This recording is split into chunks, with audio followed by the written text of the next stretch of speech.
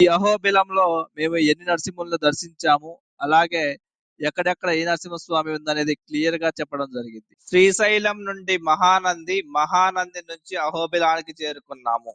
అహోబిలానికి చేరుకోవడానికి గంటన్నర సమయం పట్టింది మహానంది నుంచి. అహోబిలం చేరుకోగానే అక్కడ ఎగువ అహోబిలం, దిగువ అహోబిలం అని రెండు ఉన్నాయి.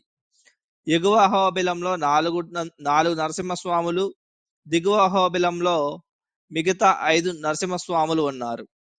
ఈ నరసింహస్వాములు దర్శించడానికి ఎగువ అహోబిలానికి మెయిన్ టెంపుల్ వచ్చేసి సాయంత్రం 7:30 గంటల వరకు ఓపెన్ చేసి ఉంటే, మిగతా టెంపుల్స్ కేవలం 4 గంటల వరకు మాత్రమే ఓపెన్ చేసి ఉంటాయి.